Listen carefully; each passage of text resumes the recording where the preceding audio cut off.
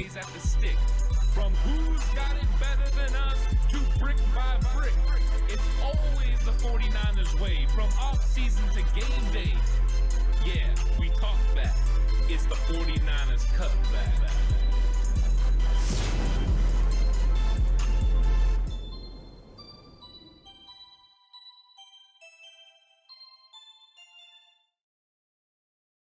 It's 49ers Cutback Podcast time. Welcome to the show, news update show. Another interesting day for the San Francisco 49ers with news coming out about Jimmy Garoppolo.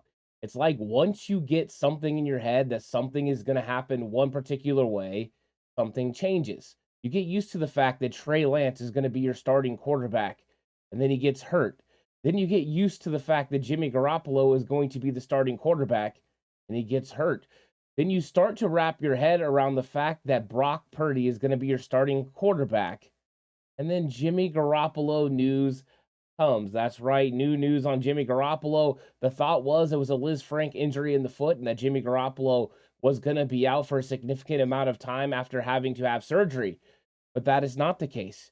Liz Frank injury has been ruled out, and now Jimmy Garoppolo could potentially be back within 7 to 8 weeks, according to Adam Schefter of ESPN.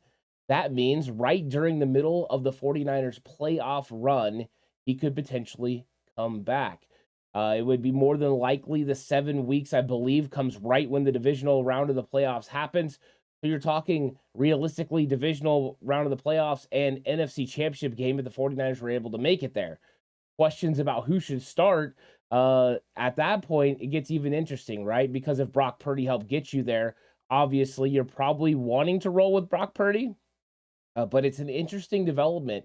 49ers have yet to put Jimmy Garoppolo on the injured reserve, which makes this a possibility. And of course, if they did put him on the IR, they still have 2 spots available to bring players back. Right now, they have 3 players on the IR that they might want to do that with. Trey Lance, of course, Javon Kinlaw, and then Elijah Mitchell. So using those 2 spots amongst those 3 players already seems somewhat of a conundrum. Adding Jimmy Garoppolo to that mix could even make it more interesting. Questions already. Why would you bring back Jimmy and not Trey? There's a lot of interesting topics here, but really when it comes down to it, some positive news for the 49ers. Jimmy Garoppolo could be ready to go for the playoffs, which means that even if Brock Purdy was playing well and helped you get into the playoffs, you could have an experienced veteran backup like Jimmy Garoppolo just in case. Right now, the 49ers don't have a quarterback with the caliber of Jimmy Garoppolo to back up Brock Purdy. So it's very interesting. And the 49ers were looking to get a quarterback to back up Brock Purdy now that Jimmy Garoppolo was out. And the thought process was maybe it was going to be Baker Mayfield because Baker Mayfield had been released, very interestingly, the next day after Jimmy Garoppolo's injury from the Carolina Panthers. He asked for it. They rewarded it. But he had to clear through waivers to be able to have a potential opportunity to get to the 49ers. Now, of course, the 49ers could have put in a claim for him, claimed him. They were at the 25th spot. So they would have had to wait for 24 other teams, claims to be put in on Baker Mayfield. The 49ers did not put in a claim for Baker Mayfield, and he was claimed by the Los Angeles Rams. So Baker Mayfield headed to play for Sean McVay and the Los Angeles Rams. If you wanted to see Baker Mayfield as a backup on the 49ers and this really bothers you, if not, you're happy the Rams went ahead and took on $1.3 million for Baker Mayfield in a losing cause because they have 6 games and no real opportunity to make the playoffs. So could it have been a block to prevent the 49ers from getting a former first overall pick in Baker Mayfield? Yeah, it could have been. But for the 49ers, they move the way that they've been planning the whole time. And they made a move that night, but made it official today. They went ahead and signed Josh Johnson from the Denver Broncos practice squad to the 49ers 53-man roster. They're able to do so because they had an open 53-man roster spot from Elijah Mitchell going on the IR. So no harm, no foul. They did not have to put Jimmy Garoppolo on the IR yet. Of course, they have suffered a couple of injuries in this game, and one of those was Jimmy, but they're going to have Josh Johnson. The reason that it's interesting about Josh Johnson this is what we talked about on the reaction show. This is a player with veteran leadership that can step right into a young room full of Brock Purdy, who doesn't have a lot of experience in the NFL, and Jacob Eason, who doesn't as well. But now when you add Josh Johnson, he's literally been everywhere. I've been everywhere, man. I mean, the guy has been everywhere with every team in almost every league. And he's been right here in San Francisco on several occasions, including 2 stops when Harbaugh was the quarterback. Of course, he played for Harbaugh at San Diego College. And so it's a guy that definitely understands all the systems, was recently with the Jets as of last year, the year before, with the 49ers at the end of the 2020 to 2021 season. So he's been in the Kyle Shanahan system, understands the system, and can now be a stabilizing force in that room, can help with veteran leadership. And if something, heaven forbid, happens to Brock Purdy, can step in and get you through a football game. So this was a big pickup for the 49ers. Yeah, it's not like Josh Johnson is an improvement, over a lot of quarterbacks in this league, but he's exactly what the doctor ordered for the 49ers, losing another starting quarterback. So Brock Purdy is definitely the guy now. They're going to go ahead and they're going to move with Brock Purdy as the starting quarterback, with Josh Johnson being his backup and Jacob Eason continuing on the practice squad. So 49ers went ahead and took care of their quarterback situation, at least for the next couple of games, because you've got Tampa Bay on Sunday and then a quick turnaround against Seattle in Seattle on Thursday Night Football. So the 49ers needed to make sure they were secure with their quarterback situation going into those 2 football games, and they've done that now. Brock Purdy, Josh Johnson. It would have been interesting to see what they would have done if Baker would have cleared waivers. He didn't. So no longer have to discuss Baker Mayfield. Move on with Purdy and with Josh Johnson, and with news about Jimmy Garoppolo potentially coming back for the playoffs. We'll have some interesting conversations moving forward about what the 49ers want to do at the quarterback position when that time comes. And of course, there's other options which could be expressed as well.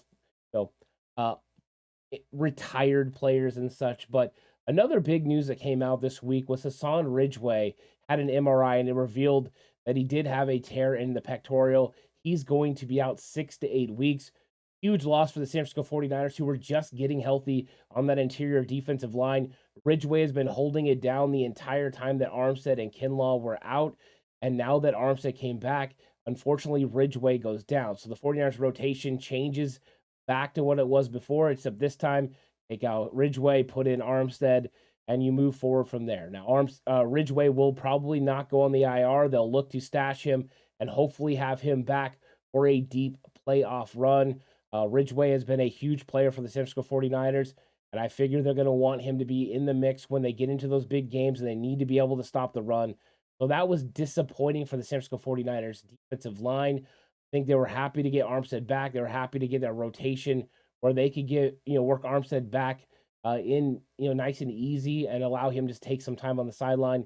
Now he's going to have to go in there and play more. Kerry Hyder's going to have to play on the interior a little bit more again, but it's nothing that this defensive line hasn't already done and been able to handle. It'll just be another obstacle for them to overcome. Hopefully Hassan Ridgeway will be back during the playoffs if the 49ers are able to get to the playoffs, which I believe they will, and then he can make an impact for this football team. And I think that is what is really important. Now, this week's schedule, of course, today, Tuesday, players have the day off, so nothing going to happen there. Wednesday, December 7th, Kyle Shanahan has a press conference at 11:30. We'll get more information about, things that are going on, maybe a little information about Jimmy Garoppolo. Now that Kyle Shanahan and John Lynch will have a little bit to chew on and understand exactly from Jimmy Garoppolo's doctors and from Jimmy Garoppolo in his camp if coming back is something he's looking to do. If it is, I look for the 49ers to not place him on IR. Matt Mayoko said the 49ers may not place him on injured reserve now because of the new news.